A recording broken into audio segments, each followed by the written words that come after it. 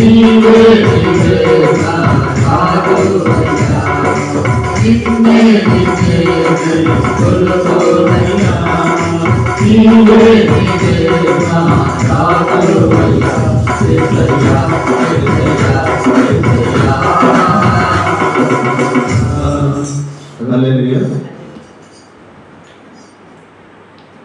పిల్లలు బయట ఉండద్దు, లోపలికి వచ్చిన పిల్లలు.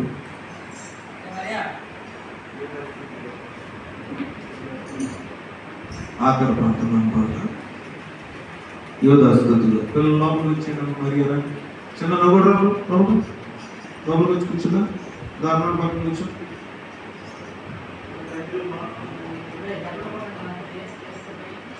సార్వత్రిక క్రైస్తవ కీర్తన నుంచి 7 అన్నమాట. యోధాస్తుతి గోత్రపరుస్తున్నాను. నా యేసయ్య నీ ఆత్మీయ ప్రగతి నా స్వార్యం అనే పాట పాడుకుని దేవుని నామాన్ని మహిమపరుచుకున్నాం. అందరు కలిసి పాడుకుంటాం, ప్రభువుని మహిమపరుచుకున్నాం.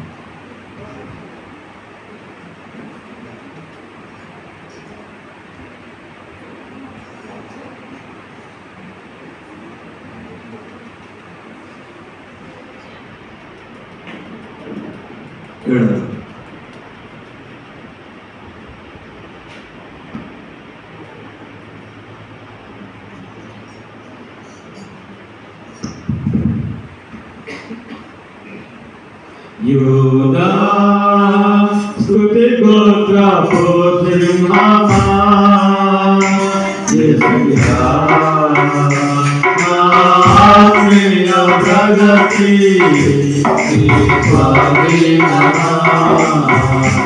యోధా స్తుతి గోత్ర పోత్రిమహా యేసయ్యా ఆత్మీయ ప్రగతి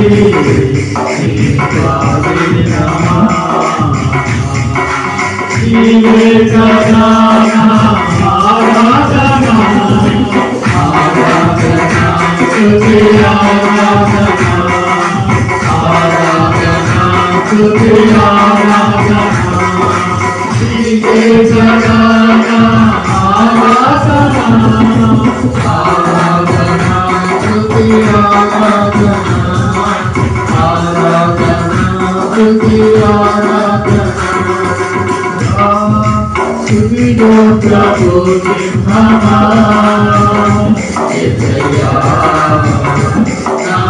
ఆత్మీయ ప్రగతి నీ స్వాధీనమా యోధా స్తుతి గోత్ర పోత్రిమహా యేసయ్యా ఆత్మీయ ప్రగతి నీ స్వాధీనమా ఈ బదలమే మదికై కాదనమాసిద్ధి నీవేనని ఆపనానకి అధికారులను అదములకేసిన నీకు ఈ బదలమే మదికై కాదనమాసిద్ధి నీవేనని ఆపనానకి అధికారులను అదములకేసిన నీకు అసాధ్యమైనది ఏమున్నది అసాధ్యమైనది ఏమున్నది అసాధ్యమైనది ఏమున్నది అసాధ్యమైనది ఏమున్నది యోధా స్తుతి గోత్ర పోత్రిమహా యేసయ్యా ఆత్మీయ ప్రగతి నీ స్వాధీనమా యోధా స్తుతి గోత్ర పోత్రిమహా యేసయ్యా ఆత్మీయ ప్రగతి నీ స్వాధీనమా నీ నీతి కిరణాలకై నాదిగోచరన్ని నీవేనని సగతి భావన గగన బలముగా సహస్ర భరతిగా నీకు నీతి కిరణాలకై నాది ప్రకటనని నీవేనని అగతి కాలన సగమగలముత సాధ్యపడకిన నీకు అసాధ్యమైనది అసాధ్యమైనది ఉన్నది అసాధ్యమైనది ఉన్నది అసాధ్యమైనది ఉన్నది యోగా స్తుతి స్తోత్రము విన్నమా ఆత్మీయ ప్రగతి ఈ స్వాధీనమా స్తుతి స్తోత్రము విన్నమా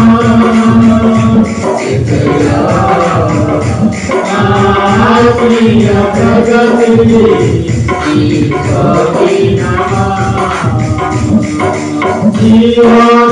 జీవరక్షకముకై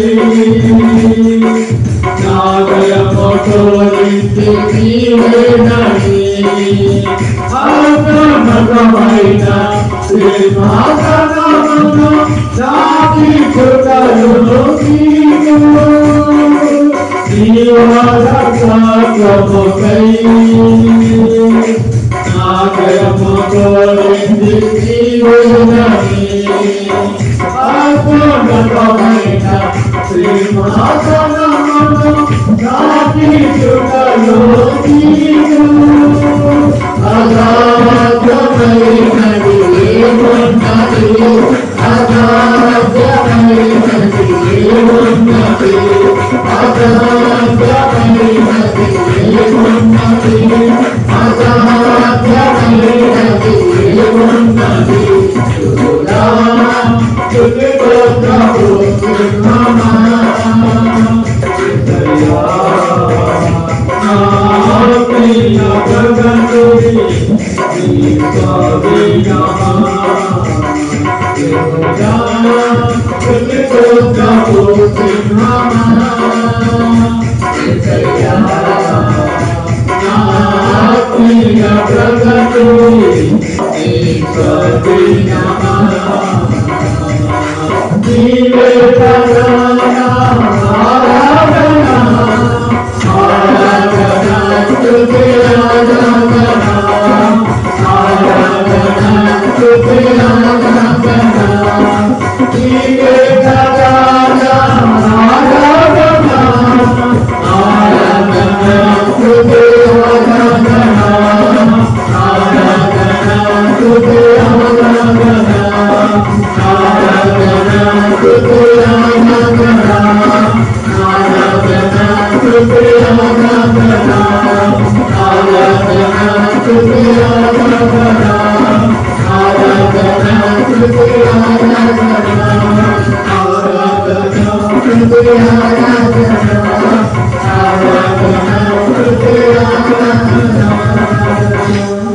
దేవుని స్తోత్రం.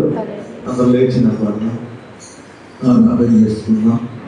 దేవుడు తన ఉచితమైన కృపలో మనల్ని జ్ఞాపకం చేసుకుని సజీవులుగా లెక్కించి ఆయన ఆలయంలోకి నన్ను నడిపించినందుకు దేవుని స్తుతిస్తూ దేవుడు నామాన్ని మహిమపరుస్తూ ఆరాధన చేసుకుంటాం. ఆరాధన అమిత స్తోత్రము ఆరాధన అమిత స్తోత్రము నా యేసుకే నేనర్పింతును నా యేసుకే నేనర్పింతును నా యేసుకే నా సమస్తము నా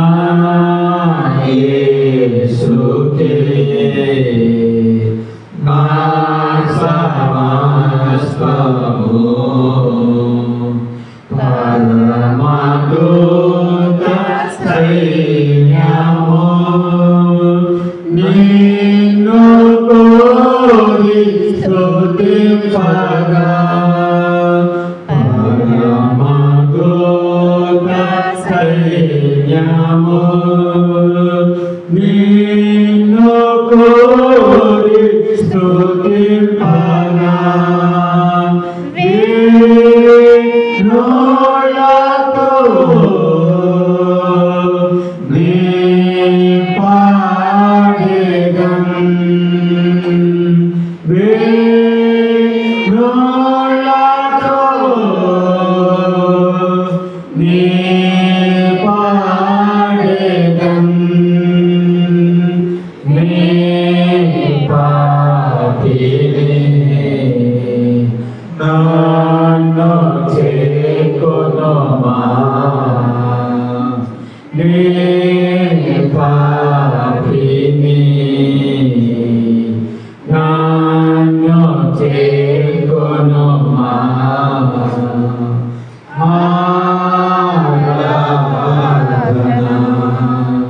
అధిక స్తోత్రము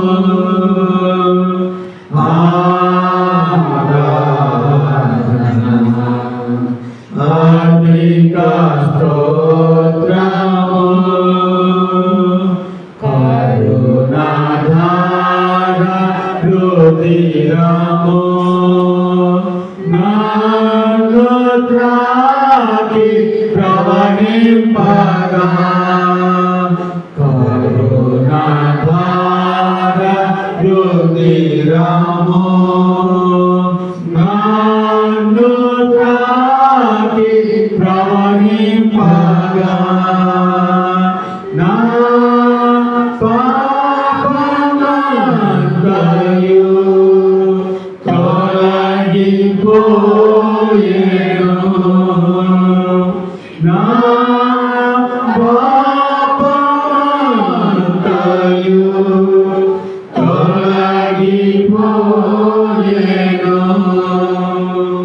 నా జీవితం నీకే అంకితం నా జీవితం నీకే అంకితం ఆరాధనా అధిక స్తోత్రము ఆరాధనా అధిక స్తోత్రము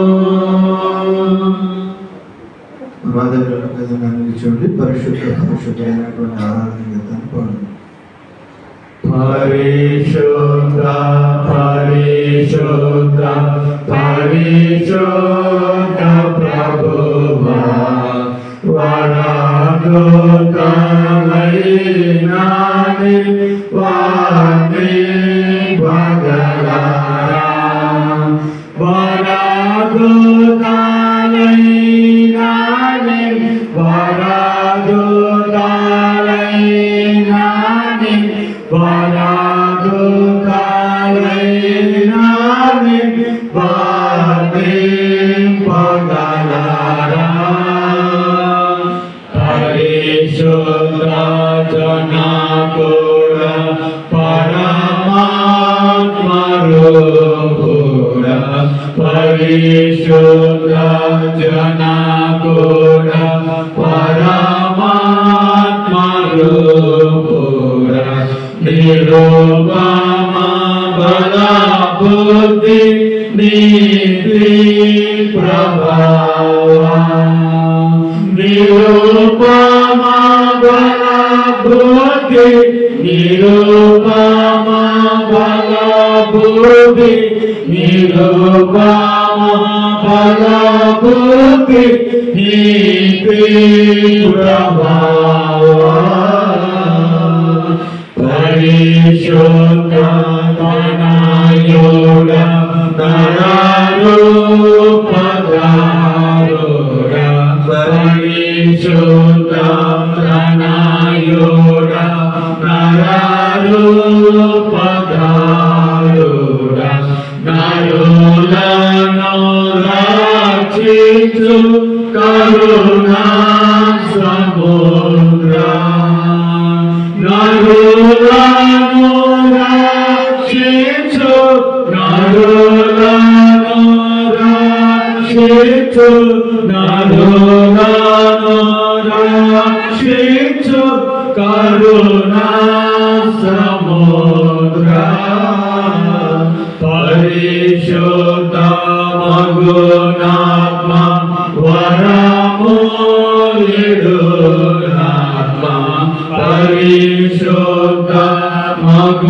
నామ వరములిడు నామ పరమానంద ప్రేమ భక్తులకిడుమా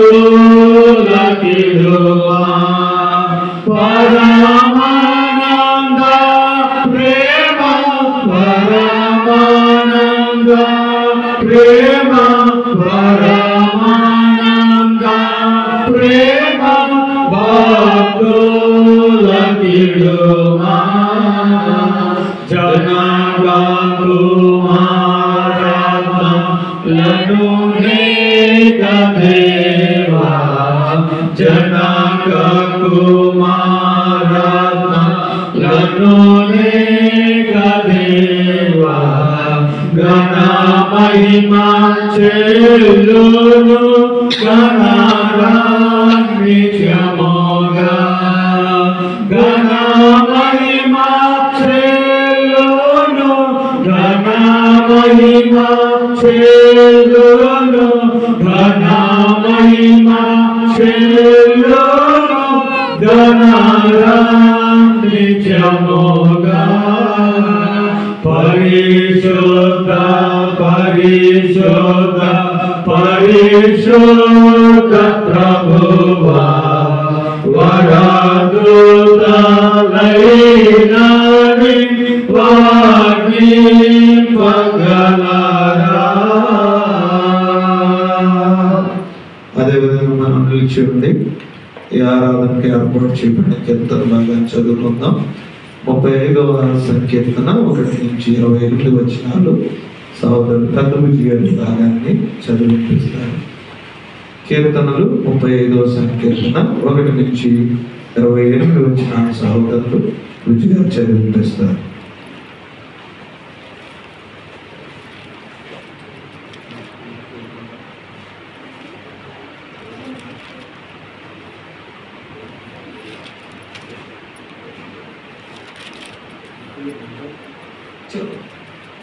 ఇరవై 28 వచనాలు చదువుకుందాం.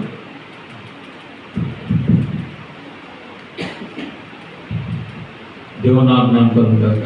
సంబంధించిన దేవతలకి కూడి ఇచ్చిన సంఘస్థలందరికీ నా హృదయపూర్వక వందనాలు. ఈ రోజు వరకు ఏర్పాటు చేయబడిన కీర్తన భాగము 35 ఉత్తర ప్రసక్రములుగా చదువుకున్నామండి. 1వ వచనం నుండి 28వ వచనం వరకు.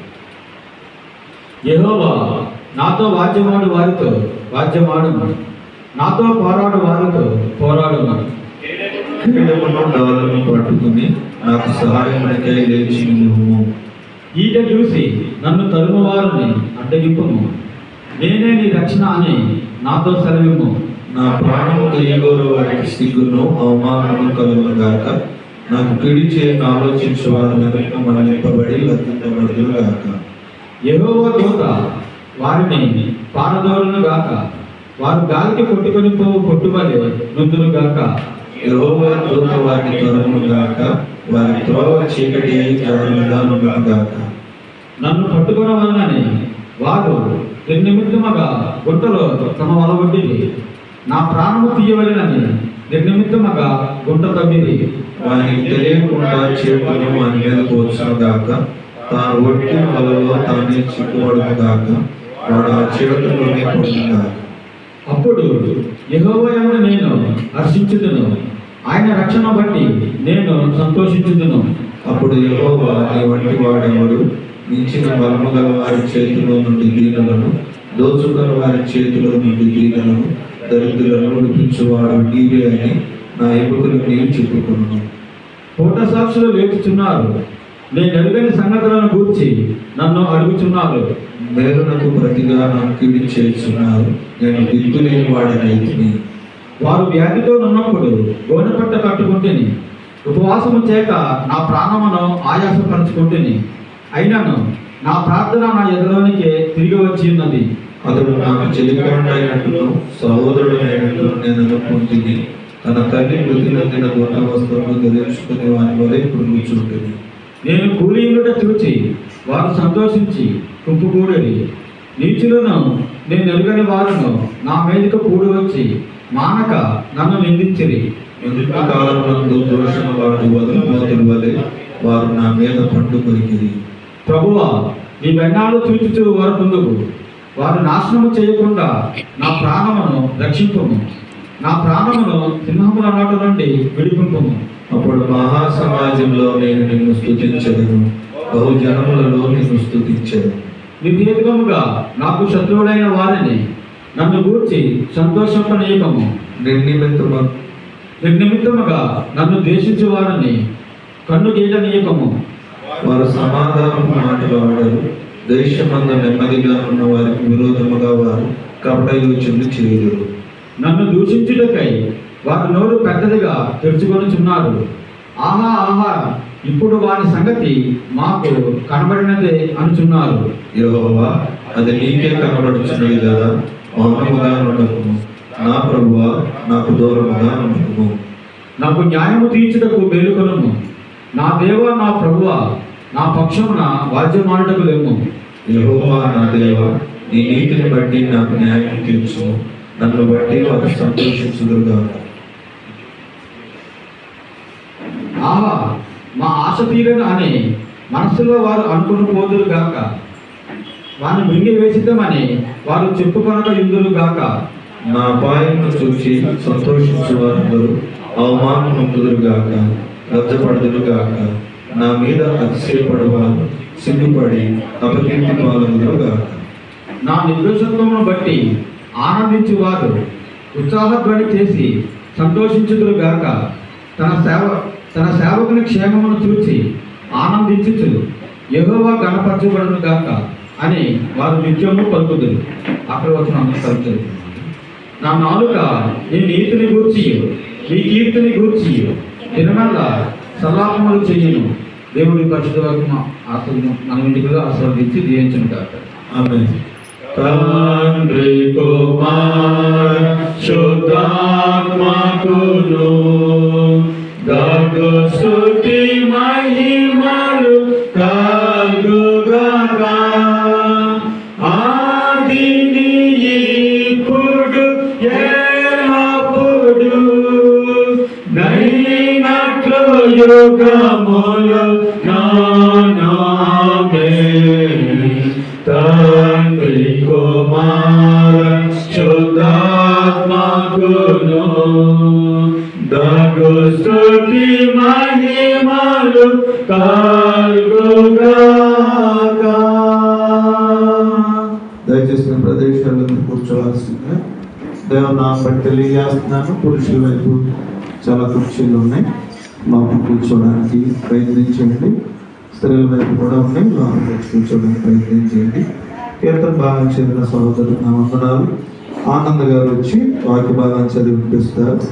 అపోస్తలుడైన పౌలు ఎఫెసీ సంఘానికి రాసినటువంటి పత్రిక 2వ అధ్యాయం 6 నుంచి 10 వచనాలు చదివి వినిపిస్తారు. ఎఫెసీ రాసినటువంటి పత్రిక 2వ అధ్యాయం 6 నుంచి 10 వచనాలు సహోదరులు ఆనంద్ గారు చదివి వినిపిస్తారు.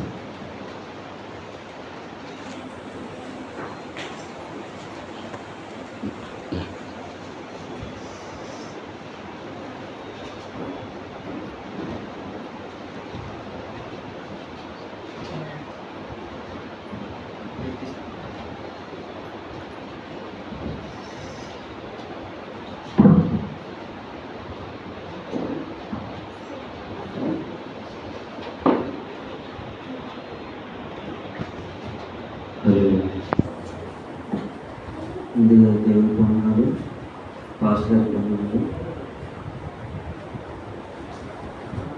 ఎఫెసీయులకు రాసిన పత్రిక 2వ అధ్యాయము 6 నుంచి 10 వరకు దేవుని వాక్యం ఉంది. ఎఫెసీయులకు రాసిన పత్రిక 2వ అధ్యాయము 6 నుంచి 10 వరకు దేవుని వాక్యం ఉంది. క్రీస్తు యేసునందు ఆయన మనకు చేసిన ఉపకారము ద్వారా అత్యధికమైన తన కృపాశ్చర్యమును రాబో యుగములలో కనపరచును నిమిత్తము క్రీస్తు యేసునందు మనలను ఆయనతో కూడా లేపి పరలోకమందు ఆయనతో కూడా కూర్చుండబెట్టెను. మీరు విశ్వాసం ద్వారా కృపచేతనే రక్షింపబడి ఉన్నారు. ఇది మీ వలన కలిగినది కాదు, దేవుని వరమే. అది క్రియల వలన కలిగినది కాదు. కనుక ఎవడనూ అతిశయపడ వీలు లేదు. మరియు వాటి యందు మనము నడుచుకున్న వలనని దేవుడు ముందుగా స్థిరపరిచిన సత్క్రియలు చేయటకే మనము క్రీస్తు యేసునందు సృష్టింపబడిన వారమే, ఆయన చేసిన పని వారమే ఉన్నాము. చేసే పరిశుద్ధ వాక్యం దీవించింది. వాక్య భావన అంటే పాస్టర్ వాక్య భావన అంటే దేవుడు మనతో మాట్లాడాలన్నా పాస్టర్గా ప్రార్థన చేస్తారు.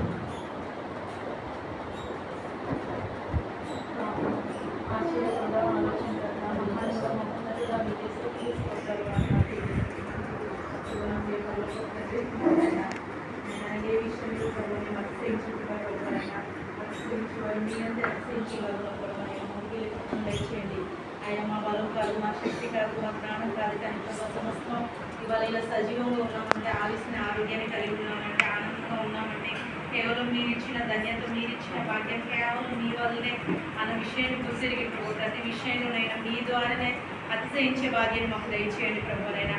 మేము మీరైనా మీరు సృష్టించిన బొమ్మలమై ఉన్నాం ప్రభు. మీ జీవవాయుని మా దగ్గర మీరు కూదున్నారయ్యా, మీ పొందనాలు చూసుకుంటారు. ఏమీ లేదు ప్రభు, మేము కలిగి ఉన్నవన్నీ మీరు ఇచ్చిందే అన్న కృతజ్ఞతలు, భయాన్ని, భక్తిని మా అందరికీ దయచేసి పెట్టమని సమస్తాన్ని మీ చేతితో అప్పగించుకుంటూ వచ్చిన ప్రతి ఒక్కరిని పేరు పేరిన చిన్నలు, వృద్ధులు, ఎవరిని మీ చేతిలో పెడతాను. బిడ్డలు దేని విశ్వసించి వచ్చినారో మీకు తెలుసు. వచ్చిందని మీ చిత్తానుసారం సహాయం చేయండి అయ్యా. ప్రారంభం నుంచి ముగింపు ఇప్పటి వరకు మీరు నడిపించిన విధానం బట్టి వందనాలు. తన వాక్యంలోకి వెళ్తా ఉన్నాం తండ్రి. మాతో మాట్లాడండి. వినగలిగే చెవులు, గ్రహించగలిగే మనసు మా అందరికీ దయచేయమని. ఎటువంటి నాయన ఆటంకం లేకుండా కేవలం మీరు మాత్రమే మహిమ, గంధ, ప్రభావం పొందమని పాస్టర్ గారితో నాయన పైన మీ ఆత్మ నుంచి మాతో మాట్లాడమని ఈ మనం యేసు నామములో అడుగుతున్నాను తండ్రి. ప్రార్థన చేస్తున్న వందనాలు. ఈ సమయంలో సాక్ష్యాల సమయం. దేవుడు మీ జీవితంలో చేసిన దాన్ని బట్టి ఎవరైనా పూర్తిగా పంచుకోవాలంటే ఈ సమయాన్ని పంచుకోవాల్సిందిగా దేవుడు నాకు బట్టి ప్రాంతం తెలియజేస్తూ ఉన్నాను.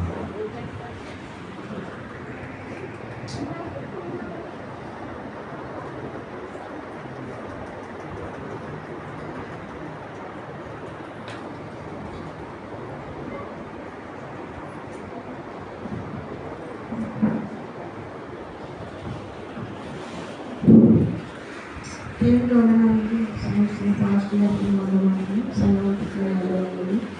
నేను చెప్పిన సాక్ష్యం మరి ఒక నెలంతా దేవుడు కాపాడినట్టు ఎంతో వందనాలు చెల్లిస్తున్నాను.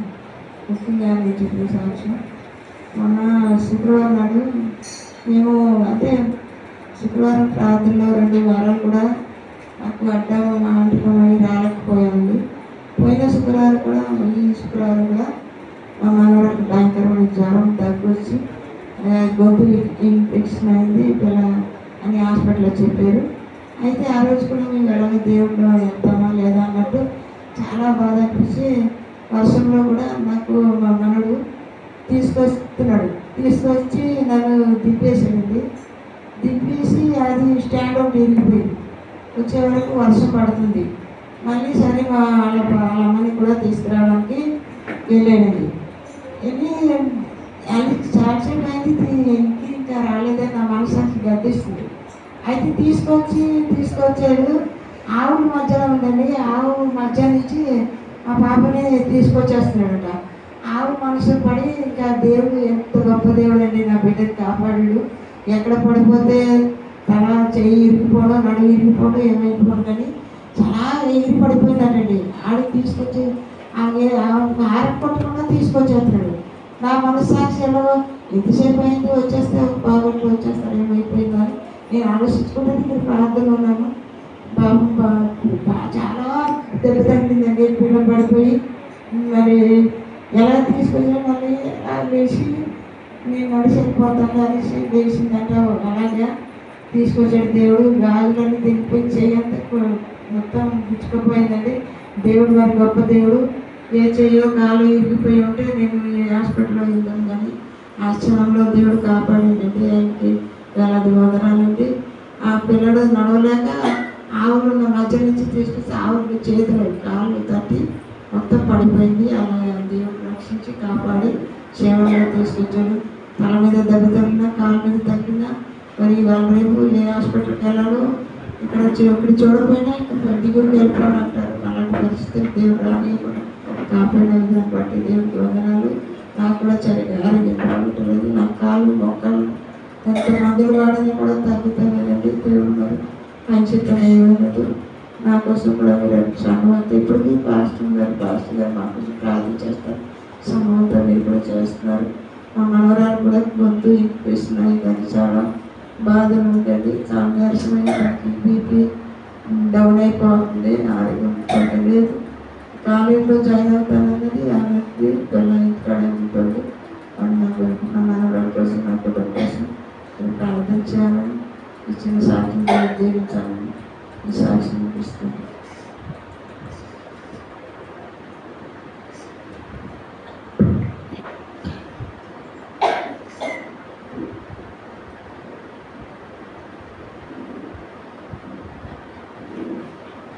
చెప్పబడిన సాక్ష్యము దేవునికి మహిమ కలుగును గాక. ఈ సమయంలో సహోదరునికి కావచ్చు పాట ప్రభు నామాన్ని వచ్చిన తర్వాత దేవుని వాక్యంలోకి మనం వెళ్దాం.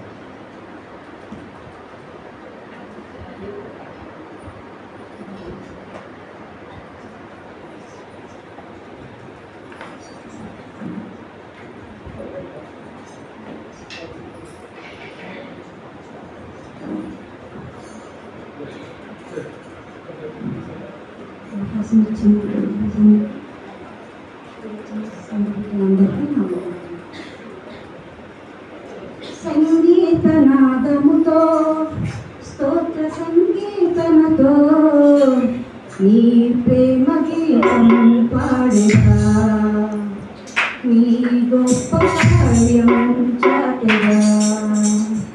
సంగీతనాదముతో స్తోత్ర సంగీతనతో నీ ప్రేమ గీతం పాడేదా, నీ గొప్ప కార్యం చాటెదా. నా జీవితం మార్చిన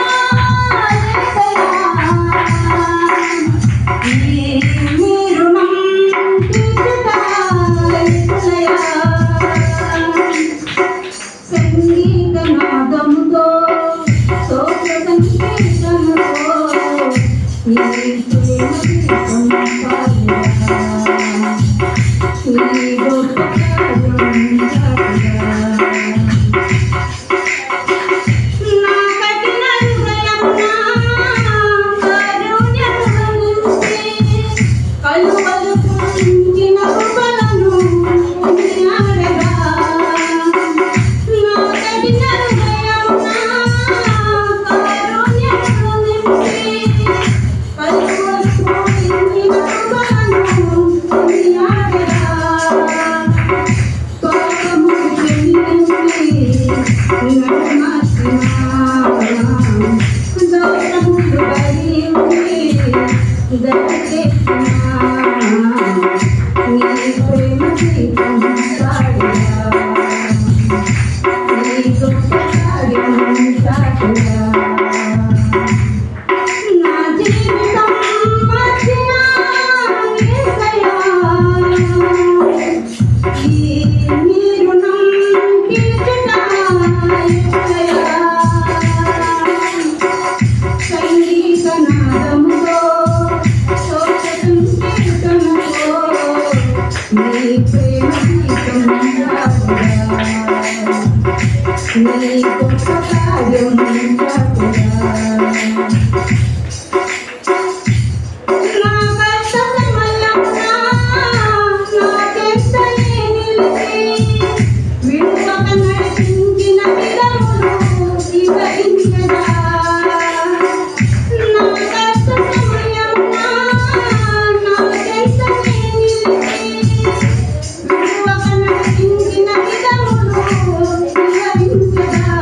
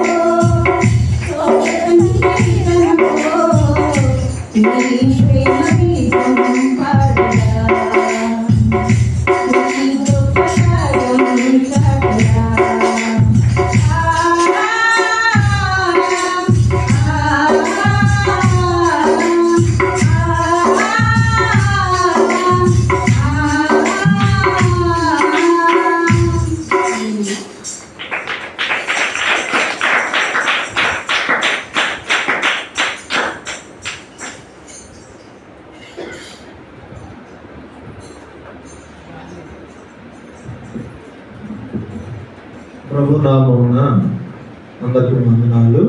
సెకండ్ పాట పాడి దేవుని మహిమపరిచినటువంటి సహోదరికి నా ప్రత్యేకమైన వందనాలు. ఈ సమయంలో మనం దేవుని యొక్క వాక్యాన్ని ధ్యానం చేద్దాం.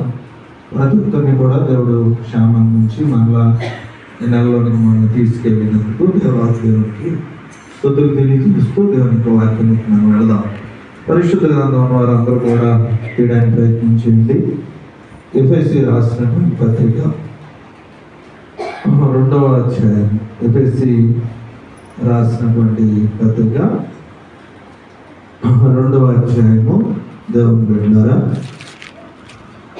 10వ వచనాన్ని నేను చదువుతున్నాను, జాగ్రత్తగా గమనించండి. ఎఫెసీ రాసిన పత్రిక 2వ అధ్యాయము 10వ వచనం. మరియు వాటి యందు మనము నడుచుకొనవలెనని దేవుడు ముందుగా సిద్ధపరిచిన సక్రియలు చేయుటకై మనము క్రీస్తు యేసునందు సృష్టింపబడిన వారమై ఆయన చేసిన పని ఉన్నాము. ప్రార్థన చేసుకుందాం. మహాపరిశుద్ధుడా, జయముగలదేవా, మీకు స్తోత్రాలు. నిఘనమైన నామమునకు వందనాలు తెలియజేస్తా ఉన్నాను.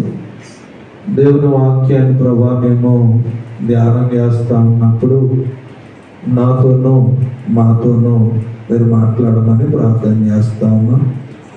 ఇంతవరకు పాటల ద్వారా, ఆరాధన ద్వారా, సాక్ష్యాల ద్వారా మిమ్మల్ని మహిమపరుచుకున్నారు. నాయన మీ పాద సందులకు మమ్మలను క్షేమకరంగా నడిపించారు. మరి సమయంలో దేవుని వాక్యం ద్వారా నాతోనూ మాతోనూ మాట్లాడతారని మీ బిడ్డలు ఎదురు చూస్తున్న మాటలు వారికి వినిపించమని, చెప్పే శక్తి నాకు, గ్రహించే శక్తి వారికి దయచేయమని ఈ ప్రార్థన యేసునామమున అడుగుచున్నాం తండ్రి. ఆమేన్. క్రీస్తునందు దేవుని బిడ్డలారా, ఈ ఈ ఉదయకాల సమయంలో మనం ఒక ప్రత్యేకమైనటువంటి కొన్ని ప్రాముఖ్యమైనటువంటి విషయాలను పరిశుద్ధ గ్రంథంలోంచి కొన్ని నేర్చుకోవడానికి ప్రయత్నం చేద్దాం. చాలా మంది దేవుని ఆలయంలోకి వస్తూ ఉంటారు. దేవుని మీద ఆధారపడుతూ ముందుకు వెళ్తూ ఉంటారు. అయితే కొన్నిసార్లు ఏదైతే మనం దేవుని దగ్గర నుంచి ఆశించామో అవి కొన్నిసార్లు మన జీవితంలో పొందుకోలేని స్థితిలో ఉంటాం. మనం దేవుని దగ్గరికి వచ్చినప్పటికీ కూడా దేవుని దగ్గర నుంచి మనం ఎందుకు పొందుకోలేకపోతున్నాం? పొందుకోకపోవడం యొక్క ఉద్దేశం ఏంటి, లేదా పొందుకోవాలంటే ఎటువంటి స్థితిలో మనం జీవించాలి అనేటువంటి కొన్ని ప్రాముఖ్యమైనటువంటి విషయాలను ఈ దినాన్ని మనం నేర్చుకోవడానికి పరిశుద్ధ గ్రంథం నుంచి మనం చూద్దాం. ఆత్మీయ జీవితంలో పరిపూర్ణతకు, ఆత్మీయ జీవితంలో నేను పరిపూర్ణుడై అయ్యాను అనడానికి ఒక 3 ప్రధానమైనటువంటి మెట్లు ఉన్నాయి. 3 ప్రధానమైన మెట్లు ఉన్నాయి. ఈ ఆత్మీయ జీవితంలో ఈ 3 విషయాల మీద మనకు ఒక అవగాహన ఉంటే మన జీవితంలో దేవుని నుంచి మనం ఏదైనా పొందుకోగలుగుతాం. దేవునికి స్తోత్రం. ఈ 3 విషయాల మీద మనకు ఒక అవగాహన తెచ్చుకోవాలి. అవగాహన తెచ్చుకోవాలి అంటే బైబిల్ని మనం చాలా జాగ్రత్తగా అర్థం చేసుకోవడానికి ప్రయత్నించాలి. చాలాసార్లు మనం బైబిల్ని అపార్థం చేసుకుంటాం, లేదా దేవుడు లేడేమో అని అనుకుంటాం, లేదా దేవుడు అంటే ఇలాగ ఎందుకు జరిగింది అని అనుకుంటాం, ఎందుకో దేవుడు నా పట్ల ఇది చేయలేదు అని అనుకుంటాం. కానీ ఆత్మీయ జీవితంలో ఆ మెట్లు అనేవి మనకు అర్థమైతే, ఆ సిస్టమ్ అనేది మనకు అర్థమైతే, ఆ క్రమం అనేది మనకు అర్థమైతే మన జీవితంలో మనకున్న అపోహల నుంచి బయటకు రాగలుగుతాం. అపోహల నుంచి మనం బయటకు రాగలుగుతాం. దాన్ని మనం ఈ దినాన్ని అర్థం చేసుకోవడానికి మనం ప్రయత్నించేద్దాం. దేవుని బిడ్డలారా, ఇక్కడ ఎఫెసీ రాసినటువంటి పత్రికను మనం గమనించినప్పుడు, ఎఫెసీ రాసినటువంటి పత్రికను మనం గమనించినప్పుడు 2వ అధ్యాయంలో 10వ వచనంలో దేవుడు, 2వ అధ్యాయము 10వ వచనంలో అక్కడ దేవుడు మనము అసలు ఎందుకు దేవుడు మనల్ని సృష్టించాడు, ఎందుకు మనం సృష్టించబడ్డాము, దేవుని ప్రణాళిక నీ పట్ల ఎలా ఉన్నది అనేది బైబిల్ ఇక్కడ మనకు తెలియజేస్తాను. అంటే కేవలం దేవుని దగ్గరికి వస్తున్న వారి గురించే కాదు ఇది కేవలం, లేదా బాప్తిసం తీసుకున్న వారు, రక్షించబడినటువంటి వారి గురించే కాదు ఈ మాటలు. ఈ భూమి మీద సృష్టించబడిన ప్రతి వ్యక్తి గురించి దేవుని ప్రణాళిక ఏమై ఉన్నదో అని బైబిల్ మనకు ఏం చేస్తుంది, తెలియజేస్తుంది. దేవుని ప్రణాళిక ఏమై ఉన్నదో అంటే దేవుని ప్రణాళికను మనం అర్థం చేసుకోగలిగితే దేవుడు నీ పట్ల ఏ ఉద్దేశాన్ని ఉంచాడు అనేది మనకి అర్థమైంది. దేవుని ప్రణాళికను మనం అర్థం చేసుకోలేకపోతే దేవుడు నీ గురించి ఏమి ఉంచాడో అనేది, ఏమి రాయబడిందో అనేది మనకు అర్థం కాదు అని బైబిల్ మనకు తెలియజేస్తుంది. దీంట్లో ఏమని రాశాడు మనం గమనిస్తే 10వ వచనంలో, మరియు మనం వాటి యందు నడుచుకోవడం వల్లని, అంటే దేవుడు ఒక ప్రణాళిక రాశాడు, దేవుడు ముందుగా సిద్ధపరిచాడు కొన్ని విషయాలు. అయితే నువ్వు ఎలా నడవాలో, ఎలా సత్క్రియలు చేయాలో అవన్నీ చేస్తే దానికోసమే దేవుడు నిన్ను సృష్టించాడు, సృజించబడ్డావు నువ్వు అని చెప్తూ వచ్చాడు. దేవుని స్తోత్రం. అంటే మనల్ని దేవుడు ఒక ప్రత్యేకమైన ఉద్దేశంలో దేవుడు నిన్ను నన్ను సృజించాడు. మన ప్రతి ఒక్కరి విషయంలో దేవుడు ఒక ఉద్దేశాన్ని కలిగి ఉన్నాడు. ప్రతి ఒక్కరి జీవితంలో ఒక ఉద్దేశాన్ని దేవుడు కలిగి ఉన్నాడు. అంటే దేవుడు ఒక్కొక్కరిని ఒక్కొక్క ఉద్దేశంలో కలిగి ఉన్నాడు. ఒకవేళ మనం ఆలోచించవచ్చు, ఆ దేవుడు కొంతమందిని దేవుడు స్త్రీలుగా దేవుడు వారిని సృజించాడు. నేను ఎందుకు పురుషుడుగా జన్మించలేదు అని అంటే దేవుని ఉద్దేశంలో నువ్వు స్త్రీగా జన్మించబడాలని, దేవుని ఉద్దేశంలో నువ్వు స్త్రీగా ఉండాలని దేవుని ఉద్దేశం.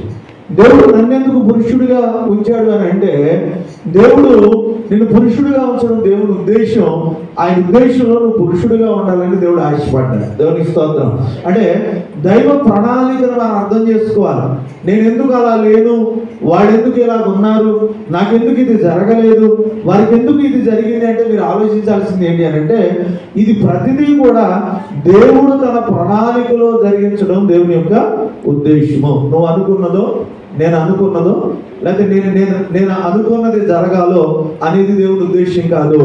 దేవుడు ఏ ఉద్దేశంతో నిన్ను సృష్టించాడో ఆ ఉద్దేశము జరగడం దేవుని ఉద్దేశం, ఆ ఉద్దేశంలో నడవడం దేవుని చిత్తం. దేవునికి స్తోత్రం. దేవుని ఉద్దేశంలో నువ్వు నడవకపోయినా, దేవుని యొక్క చిత్తంలో నువ్వు ముందుకు వెళ్ళలేకపోయినా దేవుని ఆశీర్వాదం మనం పొందుకోవాలి. దేవునికి స్తోత్రం. అంటే బైబిల్ గ్రంథంలో దేవుడు ప్రతి ఒక్కరిని కూడా ఒక ఉద్దేశంతో జన్మించిన ఆయన ఉంచినట్టుగా మనం గమనించగలుగుతున్నాం. మన జీవితంలో చాలా సార్లు ఎలా ఉంటుంది అని అంటే, మన గురించి మనం ప్రణాళికలు వేసుకుంటూ వెళ్తాం. నేను ఇలా చదవాలనుకుంటున్నాను, లేదా నేను వివాహం ఇలా చేసుకోవాలనుకుంటున్నాను, నేను ఇలా బ్రతకాలనుకుంటున్నాను, ఇలా ఉండాలనుకుంటున్నానని ప్రణాళిక వేసుకుంటూ ఉంటాం. ఈ ప్రణాళికను నేను తప్పు అని అనలేదు, కానీ దేవుడు నీ పట్ల ఏ ప్రణాళిక వేస్తున్నాడో అది గమనించడం నా ఉద్దేశం. దేవుని స్తోత్రం. దేవుడు నీ పట్ల ఏ ప్రణాళికను వేసి ఉన్నాడు, దేవుడు నిన్ను ఏ ప్రణాళికలో ఉంచాలనుకున్నాడో దాన్ని మనం గమనించాలని బైబిల్ సెలవిస్తుంది. ఏంటి మీరు గమనించండి దేవుని బిడ్డలారా, మోషే తన జీవితంలో ఎక్కడ జన్మించాడు అని అంటే, తన జీవితంలో ఎక్కువ పేరు తన తల్లి దగ్గర జన్మించినట్టుగా మనం చూడగలుగుతున్నాం. దేవుని ఉద్దేశం ఏంటి అని అంటే, ఎవరైతే మగపిల్లలు పుడతా ఉంటే వారిని చంపేయమని చెప్పి రాజు ఆజ్ఞ ఇవ్వడం ప్రారంభించాడు.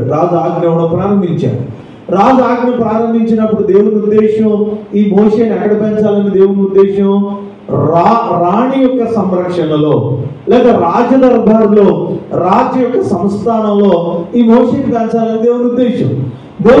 కాబట్టి కొన్ని సంవత్సరాలు ఏం చేశాడంటే, యవ్వన జీవితం వరకు మోషే రాజకుమారుడుగా ఆయన జీవించినట్టుగా మనం గమనిస్తున్నాం.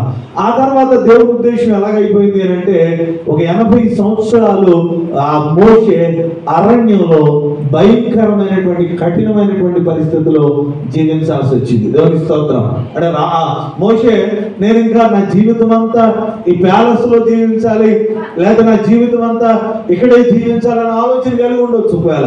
కానీ దేవుని ఉద్దేశం ఏంటి అని అంటే, 80 సంవత్సరాలు అంతకుముందు ఆ రాజ్యంలో ఉన్నటువంటి లేదా రాజకుమారుడుగా ఉన్నటువంటి వ్యక్తిని తీసుకెళ్లి దేవుడు ఒక 80 సంవత్సరాలు ఎక్కడ పంపించేశాడంటే, ఆయన ఆ అరణ్యంలో పంపించేశాడు. దేవుని స్తోత్రం. దేవుని ఉద్దేశం ఏంటి అని అంటే, అరణ్యంలో మోషే నా కోసం ఏమవ్వాలి, నా ఉద్దేశాన్ని నెరవేర్చాలి. ఆ రకమైన విషయాన్ని మనం కాదు.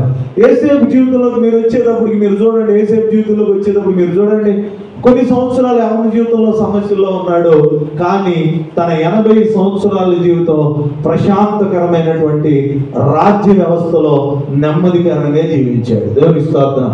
రాజ్యరికంలో ఉండాల్సిన ఆయనేమో అరణ్యంలోకి వెళ్ళిపోయాడు. అరణ్యంలో ఉండాల్సిన అయినటువంటి ఆయన ఎక్కడికి వచ్చేసాడు, రాజ్యరికంలోకి, అంటే రాజు స్థానంలోకి వచ్చేసాడు. వీరిద్దరిని ఆలోచించినప్పుడు ఆ మోషే యేసేపు కిందకి ఎలాంటి పరిస్థితి వచ్చింది అని ఆలోచన, కానీ యేసేపేమో నేనెందుకు ఈ స్థితిలో ఉన్నాను అని ఆలోచన రావడానికి అవకాశం లేదు.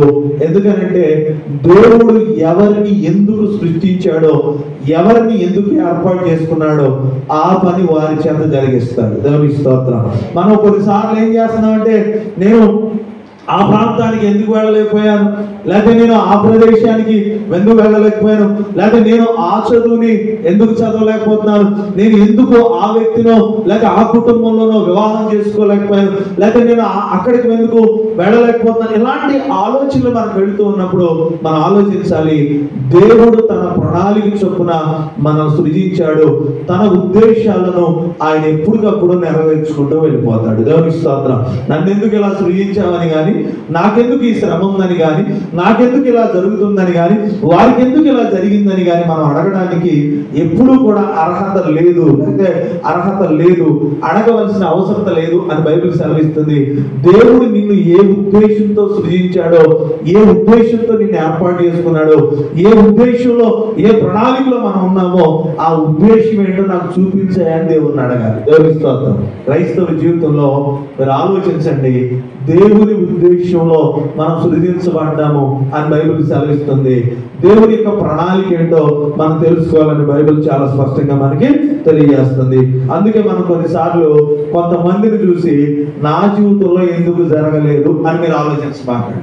కొంతమందికి శ్రమలను దేవుడు అనుమతించాడేమో, కొంతమందికి సమస్యలను దేవుడు అనుభవించాడేమో, కొంతమందికి శోధనలు దేవుడు అనుమతించాడేమో, కొంతమందికి ఇబ్బందులను దేవుడు అనుమతించాడేమో, కొంతమందికి ఆశీర్వాదాన్ని దీవెన్ని దేవుడు అనుమతించాడేమో. కాబట్టి వారిని చూసి అసూయో లేక వారిని చూసి నా జీవితంలో ఎందుకు ఇలా జరుగుతుంది అని ఆలోచన కాకుండా, దేవా నా పట్ల నీ ఉద్దేశం ఏంటి అని మనం అడగాలి. దేవునికి స్తోత్రం.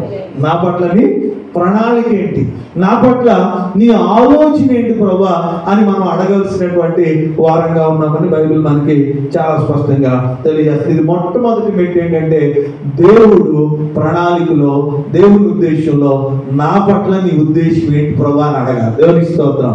నా ఉద్దేశము అని నువ్వు ఆలోచించకుండా నేను దేవుని ఉద్దేశాన్ని ఏం చేయాలి అని ఆలోచించడం ప్రారంభిస్తే దేవుడు మన ఉద్దేశాన్ని ఏం చేస్తాడు?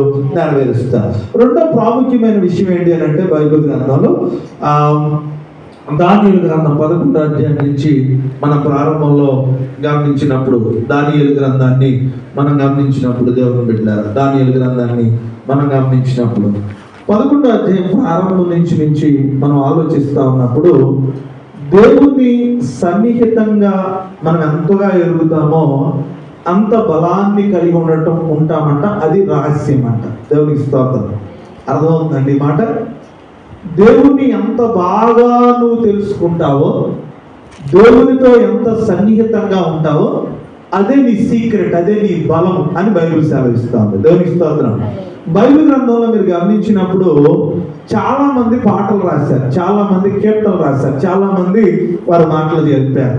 ఏమని చెప్పారు? యెహోవాయైన బలము, యెహోవాయైన బలము అని చెప్పారు.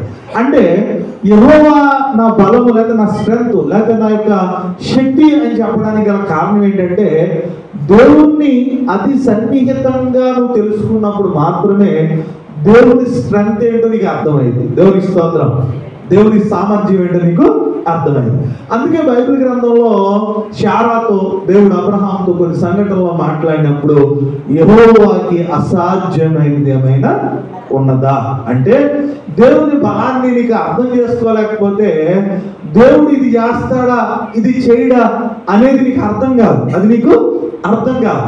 చాలా మందికి అర్థం కాని విషయం ఏంటంటే, దేవుణ్ణి అర్థం చేసుకోవడంలో పొరపాటు అయి ఉండి, దేవుడు ఇది చేయలేడేమో, ఇది జరగదేమో దేవుని వల్ల అని చెప్పి దేవుని బలాన్ని తెలుసుకోలేక చాలా మంది లోకంలో బలహీనులుగా జీవిస్తున్నారు. అందుకే బైబిల్ సెలవిస్తుందంటే, దేవుని ఎంతగా తెలుసుకుంటావో దేవుడు నీకు అంత బలాన్ని ఇస్తాడు. నీకు ఆయన శక్తి నువ్వు తెలుసుకోవాలి. ఆయన శక్తి నువ్వు తెలుసుకుంటే నువ్వు శక్తిని పొందుకోగలుగుతావు అని రాయబడింది. దేవుని స్తోత్రం. నువ్వు దేవుని శక్తి గురించి తెలియకపోతే ఏ శక్తి రాదు నీకు? దేవుని శక్తి నీకు రాదు. దేవుని శక్తిని నువ్వు పొందుకోలేవు, దేవుని శక్తిని నువ్వు సంపాదించుకోలేవు అని బైబిల్ గ్రంథం తెలియజేస్తుంది. అంటే ఈరోజు చాలా మంది దేవుని సన్నిహితంగా ఉన్నట్టుగా ఉంటారు, కానీ దేవుని బలమును ఎరగనిటువంటి వ్యక్తులు లోకంలో చాలా మంది ఉన్నారు. మీరు గమనించండి, ఈ రోజున మీరు ఆలోచించండి. కొన్నిసార్లు ఎదురు రావాలి. ఎందుకు రావాలి? మాకు ఏదైనా మంచి జరిగిద్దేమోనా, లేకపోతే ఎదురు రావాలి, లేకపోతే ఎందుకంటే మాకేమైనా కీడు జరిగిద్దేమోనా. ఒకవేళ దేవుణ్ణి మనం ఎరిగి ఉంటే, ఆయన నీతో ఉంటే, ఆయన సన్నిధి నీతో ఉంటే, గాఢాంధకారంలో నువ్వు సంచరించిన ఏ అపాయముకు భయపడమని బైబిల్ నీకు సెలవిస్తా ఉంది. దేవుని యొక్క శక్తి నీకు అర్థమైతే, నీ ముందు సముద్రం ఉన్నా, నీ వెనకాల ఫరో సైన్యం ఉన్నా, ఏ విధంగా దేవుడు మనం నడిపిస్తాడు అన్న విషయం మనకు అర్థమవుతుంది దేవుని బిడ్డ. కానీ దేవునితో సన్నిహితంగా ఉంటున్నానని చెబుతూ కొన్నిసార్లు మనం దేవుని శక్తి మీద ఆధారపడలేని స్థితిలో మనం ఉంటాం. దేవుని స్తోత్రం. ఎంతగా నువ్వు దేవుని శక్తి నీకు అర్థం, ఆ దేవుని సన్నిహితంగా ఉండగలిగితే ఆయన బలాన్ని నువ్వు కనుగొనగలుగుతావు. ఆయన బలము నీకు అర్థమైందని బైబిల్ సెలవిస్తా ఉంది. దేవుని స్తోత్రం. దాని గురించి మీరు మాట్లాడుతూ ఇక్కడ హన్న మాట్లాడుతూ చాలా చక్కని మాట చెప్తా ఉంటుంది. దేవుడు నాకు తెలుసు అండి, దేవుడు నాకు తెలుసు కాబట్టి నాకు బలం వచ్చిందనే మాట హన్న తన అనుభవాల నుంచి మాట్లాడుతూ ఉంటుంది. బైబిల్ గ్రంథం తీయడానికి ప్రయత్నించేయండి దేవుని బిడ్డలారా. బైబిల్ గ్రంథం తీయడానికి ప్రయత్నించేయండి. 2వ అధ్యాయము దేవుని బిడ్డలారా, మొదటి వచనం జాగ్రత్తగా గమనించండి. మొదటి సమయాలు 2 మొదటి వచనం. అమ్మ మొదటి సమయంలో 2:1 మరియు హన్నా ఇలాగను చేసి ఇలాగ నేను నా హృదయము యెహోవా యందు సంతోషించుచున్నది. యెహోవా యందు చూడండి, హన్నా ఎవరి గురించి తెలుసుకుంది? దేవుని గురించి తెలుసుకుంది. అన్న అతి సన్నిహితంగా ఎవరితో మెలిగింది? దేవుడితో మెలిగింది. దేవుడితో మెలిగిన తర్వాత ఆయన అంటుంది, దేవుని వలన నాకేం కలిగింది? మహాబలము కలిగింది అంటుంది. అప్పటి వరకు నేను ఎవరు? బలం లేని దాన్ని, గర్భఫలం లేని దాన్ని, బలహీనంగా ఉన్న ఈ లోకంలో నన్ను చూసిన వారందరూ నన్ను బలహీనురాలు అంటూ చెప్పడం ప్రారంభించారు. కానీ ఎప్పుడైతే నేను దేవుని సన్నిహితంగా వెతికానో, దేవుని సన్నిధిలో ఉన్నానో, దేవుని వల్ల నాకు మహాబలం కలిగింది అని చెప్తుంది. దేవునికి స్తోత్రం. అందుకే యెషయా గ్రంథకర్త అంటాడు, యెహోవా కోసం ఎదురు చూచువారు నూతన బలాన్ని పొందుకుంటారు. మీరు గమనించండి, నేను ఈ లోకంలో తినే ఆహారం తప్పని నేను అన్ను, ఈ లోకంలో తినే ఆహారం తప్పని నేను అన్ను, లేకపోతే కొంత శరీర ఆరోగ్యంతో కొన్ని వ్యాయామాలు చేయడం తప్పని నేను అన్ను. కానీ ఇలాంటివన్నీ కూడా మీరు చేసినప్పటికీ కూడా దేవుని బలం ఎంత ప్రాముఖ్యమైందో మీకు అర్థం కావాలి. దేవునికి స్తోత్రం. కేవలం మంచి, మీరు గమనించండి, ఒకవేళ ఆరోగ్యవంతులుగా ఉండాలి అని అంటే ఎవరు ఉండాలి? మీరు ఆలోచించండి. డబ్బున్న వాళ్ళు, లేకపోతే ఈ ప్రొడక్ట్స్ వాడేటువంటి వారు, మెడిసిన్ వాడేటువంటి వారు, మంచి ఆహారాన్ని తీసుకున్నటువంటి వ్యక్తులే బలంగా ఉండాలి. ఈరోజు చాలాసార్లు కొంతమందిని చూస్తూ ఉంటుంటే తినటానికి తిండి ఉండదు, కానీ వారి పిల్లలు ఎంత బలంగా ఉంటారు, ఎంత ఆరోగ్యకరంగా ఉంటారు, ఎంత చక్కగా ఉంటారు. కొన్నిసార్లు మీరు ఆలోచించండి, కొంతమంది పిల్లలు పుట్టుకతోనే వారి శరీర ఆకృతి చాలా కండలు తిరిగినటువంటి శరీరంగా ఉంటుంది. కారణం ఏంటంటే దేవుడు ఎవరిని ఎలా ఏర్పాటు చేస్తాడంటే ఆయన వైపు ఎదురు చూసే వారికి నూతన బలాన్ని ఇస్తాడు. దేవుని స్తోత్రం. అపోస్తలుడైన పౌలు ఇదే మాట చెప్తా ఉన్నాడు. వ్యాధితో బాధపడుతున్న తిమోతితో చెప్తున్నాడు, క్రీస్తు కృప చేత నువ్వేం కావాలి? బలవంతుడు కావాలి అని చెప్తాడు. అంటే క్రీస్తును కలిగి ఉండడం వల్ల నీకు మహాబలం కలిగింది. క్రీస్తుని అతి సన్నిహితంగా తెలుసుకోవడం వల్ల మనకు మహాబలం కలిగింది. ఈ క్రీస్తుతో ఉండడం వల్ల ఈ లోకంలో ఉన్న వ్యక్తుల కంటే ఎక్కువ ఆటానికి కలిగిందని బైబిల్ గ్రంథం సెలవిస్తుంది. దావీదు ఈ అనుభవాన్ని తెలుసుకున్నటువంటి వ్యక్తి ఆయన అంటాడు, యుద్ధం ఎవరిదంటున్నాడు? యెహోవా. ఎందుకంటున్నాడంటే నా వెనకాల బాగా ఎరిగినటువంటి దేవుడు ఉన్నాడు, ఆయన బలం ఏంటో నాకు తెలుసు, నా పక్షాన్ని ఏం చేస్తున్నాడు? ఆయన యుద్ధము చేయబోతాను. ఈరోజు చాలా మంది దేవుడితో సన్నిహితంగా లేకుండా బలాలు ఎక్కడో మనుషుల దగ్గర, లేకపోతే ఆహారాల్లోనో, కొన్ని ప్రదేశాల్లోనో, కొన్ని పరిస్థితులు మీరు గమనించండి. కొన్నిసార్లు వాతావరణం పడలేదండి, వాతావరణం దేవుడు ప్రతికూల పరిస్థితులను కూడా అనుకూల పరిస్థితులు చేస్తాడు. దేవునికి స్తోత్రం. వాతావరణం పడకపోవడం అనేది ఉండదు. మీతో చెప్తున్నా, వాతావరణం పడదు. ఎవరికి పడదు? దేవుడి మీద ఆధారపడకపోతే పడదు వాతావరణం. లేదా ఆహారం పడదు, దేవుడి మీద ఆధారపడకపోతే పడదు. లేదా ఇంకోటి పడదు. ఎప్పుడు పడదంటే దేవుడి మీద ఆధారపడకపోతే పడదు. దేవుడు పెట్టారా, నువ్వు దేవుడి మీద ఆధారపడినప్పుడు ఆయన ప్రతిదీ కూడా అనుకూలంగా మారుస్తాడు. ప్రతిదీ కూడా అనుకూలంగా మారుస్తాడు. సమస్యలను, ఇబ్బందులను, ఇరుకులను, బాధలను, ఏ దాన్నైనా కూడా నీకు వ్యతిరేకమైన వాటిని దేవుడు ఎలా మారుస్తాడంటే అనుకూలంగా మారుస్తాడు. అదే నా స్ట్రెంత్, అదే నా బలం అని చెప్తున్నాడు.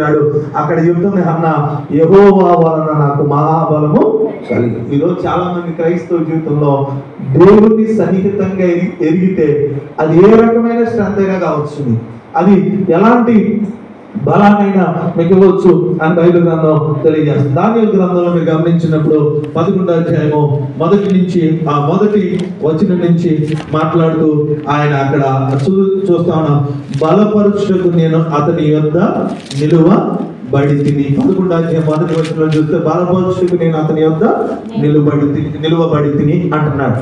అంటే బలపరచడానికి దేవుడు సిద్ధంగా ఉన్నాడు. దేవుడు అంతగా బలపరుస్తాడు అనేది నువ్వు అర్థం చేసుకుంటే అదే నీ విజయ రహస్యం అయితే. దేవునికి స్తోత్రం. దేవుడు బలాన్ని మనం సద్వినియోగం చేసుకోవాలి. దేవుని శక్తిని మనం అర్థం చేసుకోవాలి. దేవుని శక్తిని మనం అర్థం చేసుకున్నప్పుడు నిలబడలేని వారిని, బలహీనులను, అనారోగ్యంగా ఉన్న వారిని, సమస్యల్లో ఉన్న వారిని, లేకపోతే చదవలేని వారిని, రాయలేని వారిని, సంపాదించలేని వారిని, పొందుకోలేకపోతున్న వారిని, వారు ఏ రకమైనటువంటి బలహీనతలో ఉంటే ఆయన వారిని బలపరచడానికి నేను సిద్ధంగా ఉన్నాననే మాట బైబిల్ మనకు సెలవిస్తుంది. హెబ్రీయులకు రాసిన పత్రిక తీద్దాం దేవుని బిడ్డలారా, 11వ అధ్యాయము హెబ్రీయులకు రాసినటువంటి ఆ పత్రిక దేవుని బిడ్డలారా, 11వ హెబ్రీయులకు రాసిన పత్రిక 8వ అధ్యాయం దేవుని బిడ్డలారా 11వ వచనం చదువుదాం. జాగ్రత్తగా గమనించడానికి ప్రయత్నించేయండి. వారిలో ఎవడును ప్రభువును తెలుసుకొనుడని తన పట్టణస్థునికైనను తన సహోదరునికైనను ఉపదేశము చేయడు. వారిలో చిన్నలు పెద్దలు మొదలుకొని పెద్దల వరకు అందరూ నన్ను తెలుసుకొందురు. అందరూ కూడా ఎవరు తెలుసుకోవాలట? దేవుణ్ణి తెలుసుకోవాలి. దేవుణ్ణి తెలుసుకోవడం అంటే యేసుక్రీస్తు వారు అందరికి ఏంటంట? ప్రభు. యేసుక్రీస్తు వారు కూడా అందరి లాంటి ఏంటి? ఒక దేవుడు అనేటువంటి ఆలోచన. యేసుక్రీస్తు వారు అందరి లాంటి దేవుడు కాదు. యేసుక్రీస్తు వారు మాత్రమే దేవుడు. దేవుని స్తోత్రం. యేసుక్రీస్తు మాత్రమే దేవుడికి, అంతే. ఇక అన్నిటినీ నమ్ముతూ యేసుక్రీస్తును నమ్మితే ఏమి ప్రయోజనము లేదు. కేవలము దేవుణ్ణి మాత్రమే నమ్మితే, దేవుని మీద మాత్రమే ఆధారపడితే, దేవుడు మాత్రమే చేయగలడని ఆధారపడితే అప్పుడు ఆయన బలమును తెలుసుకున్నట్టు. దేవుని స్తోత్రం. అందుకే ఆయన అంటాడు, యెహోవాకి అసాధ్యమైనది ఏమైనా ఉన్నదా అంటున్నాడు. ఇంకో చోట ఏమంటాడంటే, మనుషులను ఆశ్రయించుట కంటే యెహోవాని ఆశ్రయించుట మేలు అంటాం. అంటే బలం కోసం మనుషులను లేకపోతే వ్యక్తులను నువ్వు ఆశ్రయించొద్దు, నువ్వు దేవుణ్ణి ఆశ్రయించు, దేవుని మీద ఆధారపడు, దేవుడు నీకు బలాన్ని ఇస్తాడు, నువ్వు దేవుణ్ణి తెలుసుకోవడం ప్రారంభించు అని అన్నాడు. దేవుని స్తోత్రం. అపోస్తలుడైన పౌలు అంటాడు, నేను చిన్న పిల్లవాడుగా ఉన్నప్పుడు నేను చిన్నపిల్లల చేష్టలు చేశాను. అంటే దేవుని దగ్గరికి వచ్చే ముందు సరైనటువంటి అనుభవం లేదనుకోండి, నీలో దేవుని తెలుసుకోవడంలో ఇబ్బంది కలగొండొచ్చు. దేవుని గురించి ఎలా తెలుసుకోవాలంటే, దేవుడు ఏదైనా చేయగలడు. అందుకని తోమాతో దేవుడు మాట్లాడుతుంటాడు, చూసి నమ్మిన వారి కంటే చూడక నమ్మిన వారు దాన్ని. అంటే దేవుని బాగా తెలుసుకోవాలి. దేవుడు ఏదైనా చేయగలుగుతాడని నమ్మాలి మనం. దేవుడి వల్ల మాత్రమే ఈ స్థితిగతులు మార్చబడతాయి. దేవుడు మాత్రమే వీటిని మార్చగలడు. ఆయనకు మాత్రమే సాధ్యము. ఆయన మాత్రమే నేను ఆధారపడినప్పుడు దేవుడు నన్ను నిలబెడతాడు. ఆయన వల్ల నా జీవితంలో ఈ కార్యాలు జరుగుతాయని దేవుడి మీద పరిపూర్ణమైనటువంటి విశ్వాసంలోకి నువ్వు వెళ్ళగలిగితే దేవుడు ఏం చేస్తాడు? సహాయము చేస్తాడు. ఏదో వచ్చాం కదా వెళుతున్నాం అని అంటే కాదు, దేవుని తెలుసుకుని దేవుని ఆరాధించాలి. దేవుని తెలుసుకుని ఆయన మీద నువ్వు ఆధారపడాలి. దేవుని తెలుసుకుని ఆయన శక్తిని నువ్వు అడగాలి. దేవుని తెలుసుకుని ఆయన మీద నీ సమస్యలను, నీకున్న సమస్యలు ఆయనకు అప్పగించాలి. ఆయన అప్పగించినప్పుడు ఆయన కార్యాలు చేస్తాడు. దేవుని స్తోత్రం. అందుకే యోహాను రాసినటువంటి సువార్త 17వ అధ్యాయం దేవుని బిడ్డలారా 3వ వచనంలో దేవుడు మనలా స్పష్టంగా తన శిష్యులకి ఆయన ఉద్దేశాన్ని తెలియజేస్తూ ఉన్నాడు. 17వ అధ్యాయం దేవుని బిడ్డలారా 17వ అధ్యాయము దేవుని బిడ్డలారా 3వ వచనం, అద్వితీయ సత్యదేవుడైన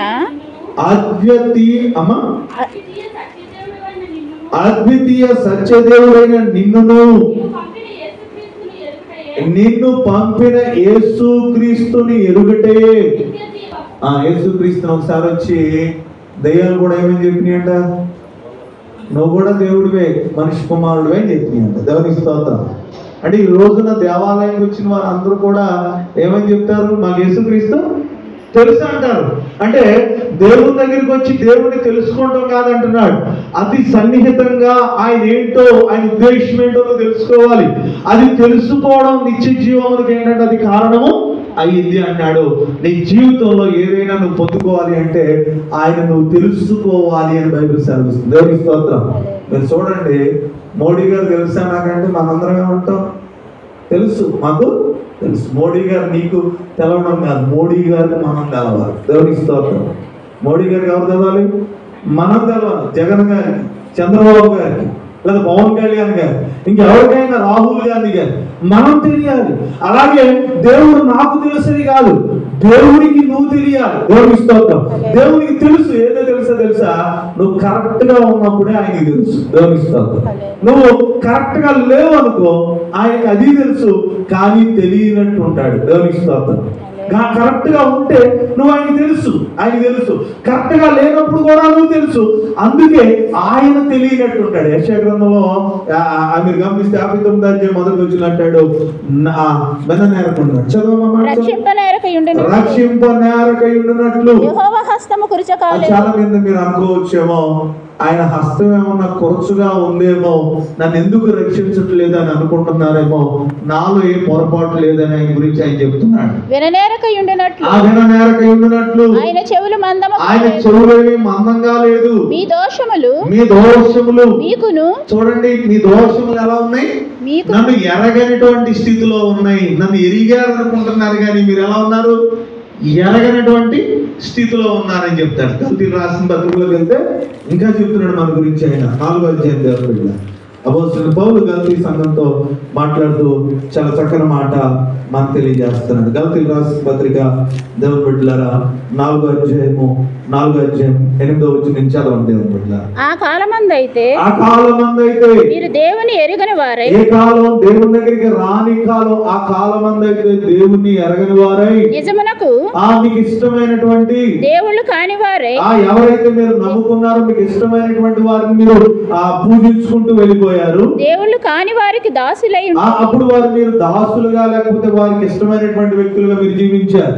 ఇప్పుడు మీరు దేవుని ఎరిగి ఉన్నవారు, మరి విశేషముగా చూడండి ఎలా ఉంది. దేవుని మీరు ఎరిగారట. దేవుడు ఎవరిని ఎరిగాడు? మిమ్ములను ఎరిగాడు. దేవునికి స్తోత్రం. దేవుని మీరు ఎరిగారు, దేవుడు ఎవరిని ఎరిగాడు? మిమ్ములను ఎరిగాడు. మరి మీరు మిమ్మల్ని ఎరిగారు కాబట్టి మళ్ళా చెప్పుకుంటూ వచ్చాడు. చదవండి. మరి విశేషముగా దేవుని చేత ఎరగబడిన వారునై ఉన్నారు గనుక, బలమైన వాటి వైపు మీరు వెళ్ళాలి కానీ మీరు దేని వైపు వెళ్ళకూడదు. మళ్ళీ మీరు చూడండి, అక్కడేమన్నాడు? బలమైన వాటి వైపు మీరు వెళ్ళాలి. దేవుడు ఎరిగారు కానీ మీరు దేని వైపు వెళ్ళకూడదు.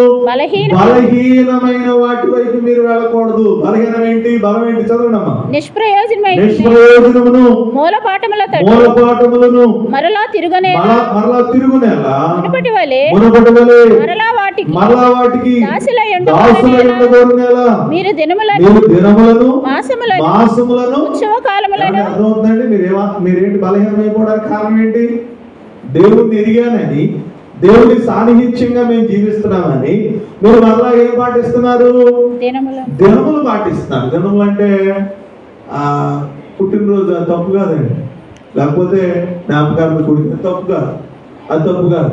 ఏ దినమును పాటిస్తున్నారు మీరు? మంచి రోజు, చెడ్డ రోజు అని పాటిస్తా ఉన్నారు. ఇది మంచి నెల, ఇది చెడ్డ నెల. ఏంటి వివాహాలు అవడానికి ఏముంటాయంట? మొన్న ఈ మధ్యన ఎప్పుడో చూశాను ఒకసారి, పోయిన సంవత్సరం 52 దినాలు మాత్రమే ఉందంట 365 రోజులు. ఆ తర్వాత ఎవడో వివాహం చేసుకోకూడదు. దేవునికి స్తోత్రం. ఏమండి, 52 మాత్రమే మంచి ముహూర్తాలు ఉన్నాయంట. ఈ 52 చేసుకున్న వాళ్ళని మీకు తెలిస్తే క్యాలిక్యులేట్ చేసి ఉండండి, ఎవడన్నా సుఖంగా ఉన్నాడేమో అని. దేవునికి స్తోత్రం. ఎవడన్నా బాగున్నామండి, నా భార్య నన్ను ఎప్పుడు ఏమనలేదని ఎవడన్నా చెప్పానండి. నా భర్త నన్ను ఏమీ అనలేదని చెప్పండి. మా అత్తగారు, మా మామగారు, మా కోడలు మమ్మల్ని ఎవరు ఏమనలేదని చెప్పానండి. వివాహ వ్యవస్థను మనం చాలాసార్లు అర్థం చేసుకోవడంలో దేవుని చిత్తం నుంచి మనం ఏమవుతున్నాం? మనకి వెళ్ళిపోం. ఈ ఇంట్లో దిగామండి, మాకు అప్పులు కరెక్ట్ టయానికి దిగామని చెప్పండి. ఎవరైనా ఈ ఇంటిని గైడ్లతో మేము ఓపెన్ చేసామని చెప్పండి. మా అమ్మాయిని ఫలానా టయానికి ఫలానా రోజు స్కూల్కి పంపించారు, బాగా చదివేస్తుందని ఎవరైనా చెప్పండి. మళ్ళా మీరు దేవుడికి వచ్చి ఏం చేస్తారు? ఎన్ని ఫాలో అయ్యి ఏం చేస్తాంటారు? మా అమ్మాయి చదవట్లేదండి, కాపురం నిలబడతలేదండి, సరిగ్గా ఇంట్లో దిగిన తర్వాత అప్పులండి. కొన్నిసార్లు మీరు గమనించండి, బలహీనమైన వాటికి వెళ్ళడం వల్ల మనం బలహీనపరచబడతామని రాయబడింది. దేవునికి స్తోత్రం. అందుకే బైబిల్లో తెలియజేస్తుంది, మీరు దేవుని ఎంతగా ఎరిగితే ఆయన అంతగా బలమిస్తాడట.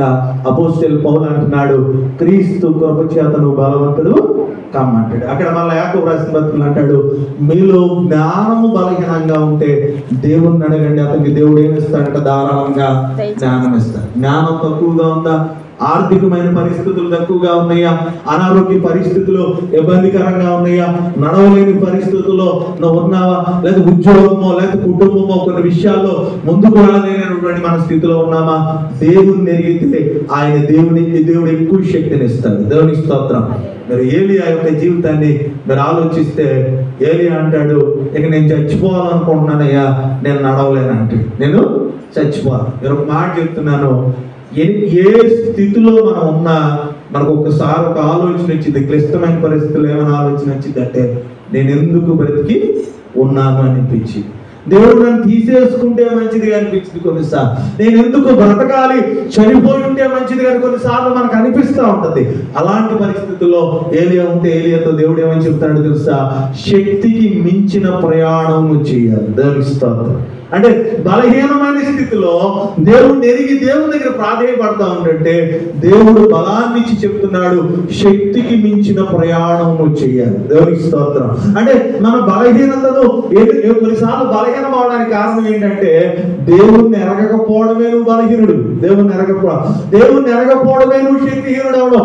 దేవుణ్ణి ఎరగకపోవడమే నువ్వు అన్ని విషయాల్లో లోపాలు కలిగి ఉంటావు. వాళ్ళు బలంగా ఉన్నారు, నేను ఎందుకు బలంగా లేదు అని అంటే దేవుని ఎరగకపోతే మనం బలహీనులైపోతాం. దేవుని స్తోత్రం. మందిరానికి వచ్చేస్తే బలవంతులైపో అలాగే చెప్తున్నా. మందిరానికి వచ్చేస్తే అన్నం తిన్నోడు అందరికి కళ్ళు వచ్చి, అన్నం తిన్న వ్యక్తికి అందరికి వచ్చేవి, జిమ్కి వెళ్ళినోడు అందరికీ వచ్చేవి, మీరు ఆలోచించారు. పుస్తకాలు పట్టుకుని వెళ్ళినోడు అందరికీ ర్యాంకులు వచ్చేవి, మీరు ఆలోచించారు. దేవాలయంకి వచ్చిన ప్రతి ఒక్కరికి ఆ విధమైనటువంటి పరిస్థితి ఉండదు. నీ విశ్వాసం దేవుని మీద ఎంత ఉందో, దేవుని ఎంత సన్నిహితంగా నువ్వు నమ్మావో, దేవుడు ఏది చేయగలని నువ్వు నమ్మగలుగుతున్నావో, ఆయన సామర్థ్యం మీద ఎంత బలాన్ని నువ్వు కలిగి ఉన్నావో, దేవుడు దాన్ని బట్టి నీ జీవితంలో అద్భుత కార్యాలు చేస్తాడు. ఖచ్చితంగా అద్భుత కార్యాలు చేస్తాడు. ఆయన అంటున్నాడు, ఏవో దేవుణ్ణి సన్నిహితంగా తెలుసుకో. ఇశ్రాయేలు అందరూ ఉన్నారండి, ఆయన బలాన్ని తెలుసుకోవాలా. ఎవడగాడు భయపడుతూ అవుతున్నాడు, గొలియాతు నుంచి పారిపోవడం ప్రారంభించాడు. కానీ దావీదుకు తెలుసు ఆయన బలం. ఆయన అంటున్నాడు, యుద్ధం నేను కాదురా బాబు, నువ్వు కాదురా చేసేది, దేవుడు చేస్తాడని చెప్పేసాడు. దేవునికి స్తోత్రం. నువ్వు అనుకున్నావేమో యుద్ధం చేసేది నువ్వు కాదు, నేను అనుకుంటున్నానేమో నేను కాదు నువ్వు చేసేది, దేవుడు చేస్తాడు, నా పక్షాన్ని చేయబోతున్నాడు, నీకేంటో బలం చూపిస్తావు, ఒక్కసారి నువ్వు ఆగన్నాడు. నేను అందరూ అంటారు, ఒక్క దెబ్బ కొట్టంగానే మైండ్ బ్లాక్ అయిపోయి కింద కొడుకున్నాడు. దేవునికి స్తోత్రం. దేవుడు ఎంత గొప్ప దేవుడు అంటే ఎవరు అందుకే అంటాడండి, వంగని మోకాలను కూడా కొంచెం ఆయనకి అప్పచెప్పాలి. మనం ఏదైనా, అయ్యా నా మాట వింటల్లా, నా వల్ల కాటల్లా, నాకు ఇబ్బంది కలిగిస్తున్నారు, నా వల్ల జరగటల్లా, దేవునికి అప్పగిస్తేనండి ఆయన బలం ఏంటో వారికి చూపిస్తాడు. దేవునికి స్తోత్రం. ఇశ్రాయేలు చాలా సార్లు మీరు గమనించండి, ఎంతో మంది ఉన్నారు, ఎన్నోసార్లు చూశారు దేవుని అద్భుతాలు, కానీ దేవుని బలాన్ని ఎవరు గుర్తించలా. కాలేబు యోషువ కంటే. దేవునికి స్తోత్రం. ఈరోజు క్రైస్తవ జీవితంలో ఎంతమంది దేవాలయానికి వచ్చినా దేవుని మీద నమ్మకత్వం కలిగి ఉండడంలో నాది వేరు ఉండొచ్చు, మీది వేరు ఉండొచ్చు, ఇంకొకరిది నాకంటే ఎక్కువ ఉండొచ్చు, ఇంకొకరిది వారికంటే ఎక్కువ ఉండొచ్చు. కారణం ఏంటంటే ఎంతగా దేవుని సన్నిహితంగా ఆయన శక్తిని తెలుసుకుంటావో అంత బలాన్ని నీకు నీ కుటుంబానికి దేవుడు ఇస్తాడు. దేవుని స్తోత్రం. అదే చెప్తున్నాడు, మీరు దేవుని బలాన్ని తెలుసుకోండి అన్నాడు. ఈరోజు మనం తెలుసుకోవాలి, అయ్యా నేను నీ బలాన్ని తెలుసుకోలేక కొన్ని విషయాల్లో బలహీనమయ్యానేమో, ఆర్థికంగా నేను బలహీనమయ్యానేమో, చదువులో బలహీనమయ్యానేమో, ఉద్యోగంలో బలహీనమయ్యానేమో, ఆరోగ్య విషయాల్లో నేను బలహీనమయ్యానేమో, కొన్ని విషయాల్లో నేను బలహీనమయ్యానేమో. నీ శక్తి నాకు అర్థమైంది, నా బలహీనతలో నాకు బలం దయచేయి ప్రభా అని దేవుణ్ణి అడగవలసినటువంటి వారంగా ఉన్నాం. మూడో విషయాన్ని నేను దయచేసి చదువుతాను. ఆ మూడో విషయాన్ని కూడా మనం నేర్చుకుని ముందుకు వెళ్ళిపోదాం. దయచేసి తీయడానికి ప్రయత్నం. మొదటి కొరింథీయులకు రాసిన పత్రికలో 12వ అధ్యాయము 18 నుంచి 25 వచ్చిన 18-25 వచనాలు చూస్తే, దేవుడు అంగీకరించిన వారిని అందరినీ మనం అంగీకరించాలి. దేవుని స్తోత్రం. మొదటిగా దేవుని ప్రణాళికలో నువ్వు ఉన్నామని గ్రహించాలి. మొదటి మెట్టు ఏంటండి? దేవుని ప్రణాళికలో, దేవుని ఉద్దేశంలో నువ్వు ఉన్నావు. దేవుని స్తోత్రం. రెండోది ఏంటంటే, రెండవ ప్రాముఖ్యమైన విషయం ఏంటంటే, దేవుని శక్తిని నువ్వు ఎప్పటికప్పుడు తెలుసుకుంటా ఉండాలి. దేవుని స్తోత్రం. అదే నీ బలము, అదే నీ స్ట్రెంత్ అని బైబిల్ మనకు సెలవిస్తుంది. మూడో ప్రాముఖ్యమైన విషయం ఏంటంటే, దేవుడు యాక్సెప్ట్ చేసిన వాటిని నువ్వు అంగీకరించాలి. దేవుని స్తోత్రం. అర్థమవుతుందండి మాట? దేవుడు అంగీకరించిన వాటిని నువ్వేం చేయాలి? అంగీకరించాలి. అంటే మోడీ గవర్నమెంట్ ఇంకా ఉందంటే దాన్ని ఎవరు అంగీకరించారు? దాన్ని ఎవరు అంగీకరించారు చెప్పండి? దేవుడు అంగీకరించాడు, అంతే. దేవుడు అంగీకరించాడు. ఇంకో గవర్నమెంట్ వచ్చిందంటే ఎవరు అంగీకరించారు దాన్ని? దేవుడు అంగీకరించాడు. ఒక వ్యక్తిని దేవుడు ఒకవేళ ఉంచాడు అంటే, ఒక పని ఒక రకంగా జరిగింది అంటే అది దేవుడు అంగీకరించాడు. నువ్వు నేను కూడా దానికి అంగీకరించాల్సిందే. దేవుని స్తోత్రం. నువ్వు నేను కూడా అంగీకరించాల్సిందే. ఒకరికి వివాహం అయింది, వారిద్దరిని దేవుడు అంగీకరించాడు, నువ్వు అంగీకరించాల్సిందే. ఒక వ్యక్తి ఏది జరిగినా దాన్ని దేవుడు అంగీకరించాడు, దాన్ని నువ్వు అంగీకరించాల్సిందే. దేవుని స్తోత్రం. అందుకే బైబిల్ ఇక్కడ రాయబడిన మాట నేను గమనిస్తే మొదటి కొరింథీయులకు రాసిన పత్రికలు దయచేసి తీయడానికి ప్రయత్నించండి. 12వ అధ్యాయము 18వ వచనంలో అవయవాల గురించి మాట్లాడుతూ ప్రతి అవయవాన్ని దేవుడు ఏం చేశాడంటే అంగీకరించి ఏర్పాటు చేశాడు. ఏమంటే చెవులకు బంగారం పెట్టుకున్నాం అంటే అయ్యే విలువైనయా? చూడండి ఎంత చక్కగా రాస్తాడో చూడండి. అయితే వాసన పీల్చుకున్నాం కాబట్టి ముక్కు ఒకటే కరెక్ట్ అయిందా? బాగా హెయిర్ బాగుంటుంది కాబట్టి అదొకటే ఉంటాయిందా? దేవుడు ప్రతి అవయవాన్ని కూడా అంగీకరించాడు. ప్రతిదీ కూడా దేవుడికి అంగీకారాన్ని రాశాడు. మొదటి కొరింథీయులు 12:10 అయితే దేవుడు అవయవములలో ప్రతి దానిని తన చిత్త ప్రకారము శరీరములో నుంచెను. అంటే దేవుడు ప్రతి అవయవాన్ని కూడా ఏముంచాడట?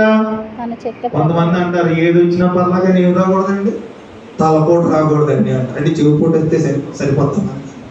ఆ తర్వాత మళ్ళీ చెవిపోటు కానీ మళ్ళీ అంటాడు ఏది వచ్చినా పర్లేదు కానీ ఏ పోటు రాకూడదు, చెవిపోటు రాకూడదు అంటాడు. దీన్ని అంతా తీసేస్తే ఇంకేమంటాడు? పన్నుపోటు. అంటే మనిషి ఆ సమయానికి మాట్లాడతాడు అంతే. కానీ ప్రతిదీ బలహీనమే, ప్రతిదీ అవసరమే, ప్రతిదీ కూడా బాధతో కూడింది. దేవుని స్తోత్రం. అంటే దేవుడు అంగీకరించిన దాన్ని, దేవుడు ఏర్పాటు చేసిన దాన్ని ఇది పనికొచ్చింది ఇది పనికిరాదని మనం చెప్పడానికి ఎవరు కూడా అర్హులము కాదు. దేవుడు ఏదైతే అంగీకరిస్తున్నాడో దాన్ని నువ్వు కూడా ఏం చేయాలి? అంగీకరించాలి. దేవుని స్తోత్రం. అది నువ్వు కూడా అంగీకరించాలి. యేసుక్రీస్తు వారు ఆ దొంగను తీసుకెళ్ళడాన్ని దేవుడు ఏం చేశాడు? ఆయన అంగీకరించాడు. ఈ దొంగ నేటితో ఎక్కడ ఉంటాడు? పరదేశంలో ఉంటాడు. నువ్వెవరు? ఏంటి ప్రభు ఆ వ్యక్తిని తీసుకెళ్తున్నావు, ఆ వ్యక్తిని నువ్వు ఎలా అంగీకరించావంటే ఆ వ్యక్తిని దేవుడు అంగీకరించాడు. దేవుని స్తోత్రం. దేవాలయంకి వచ్చిన తర్వాత ఇద్దరు ప్రార్థన చేసేటువంటి వ్యక్తులు వస్తున్నప్పుడు ఒక వ్యక్తి భయంకరంగా దేవుడికి విరుద్ధంగా ఉన్న ప్రార్థన చేసిన, ఒక వ్యక్తి అనుకూలంగా ఉండి ప్రార్థన చేసిన, ఆయనకు ఒక్కరు ప్రార్థన నచ్చింది. ఒక వ్యక్తిని ఏం చేశాడు? ఈయన ఎందుకు అంగీకరించావు ప్రభు అంటే దేవుడు అంగీకరించిన వారిని అంగీకరించడం, దేవుడిని తృణీకరించిన వారిని తృణీకరించడం మనం నేర్చుకోవాలి. దేవుని స్తోత్రం. దేవుడు యాక్సెప్ట్ చేసిన వారిని మనం వ్యతిరేకించడం, దేవుడు వ్యతిరేకించిన వారిని మనం అనుకూలంగా ఉండడం బైబిల్ గ్రంథంలో లేదు. దేవుడు ఎవరిని వ్యతిరేకించాడో వారిని వ్యతిరేకించాలి, దేవుడు ఎవరిని అంగీకరించాడో వారిని అంగీకరించాలి. దేవుని స్తోత్రం. రెండు మాటలు చూపిస్తా చూడండి. బైబిల్ గ్రంథం యాకోబు రాసిన పత్రిక 4వ అధ్యాయం. యాకోబు రాసిన పత్రిక దేవుని బిడ్డ 4వ అధ్యాయం తీయడానికి ప్రయత్నించండి. యాకోబు రాసినటువంటి పత్రిక 4వ అధ్యాయం 4వ వచనం. వ్యభిచారులారా ఈ లోక స్నేహము దేవుడితో వైరమని నీవు అంటే దేవుడు లోకంతో స్నేహం చేయడాన్ని ఏమని అంగీకరించాడా? అంగీకరించడం. ఈ లోకంతో స్నేహం తీయొద్దని చెప్పాడు. మళ్ళా దేవుడు ఏమని చెప్పాడు? మనుషులను నమ్మడం కంటే మళ్ళీ ఊరందరికీ చెప్తాం. ఏమంటాం?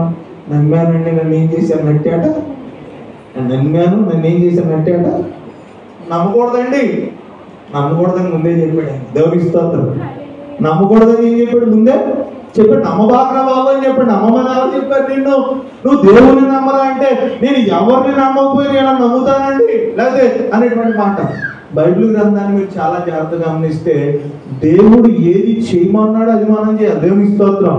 సమూయేలు ప్రవక్త అనుకుంటున్నాడు, వచ్చిన వాళ్ళంతా ఇతను కరెక్టేమో అనుకుంటున్నాడు. దేవుడు అన్నాడు మీరు కాదయ్యా అంగీకారము, దావీదు అంగీకారం అన్నాడు. దేవుని స్తోత్రం. సమూయేలు ఏమన్నాడు తెలుసా? దేవుడు అంగీకరిస్తే నేను కూడా అంగీకరిస్తున్నాను అన్నాడు. దేవుని స్తోత్రం.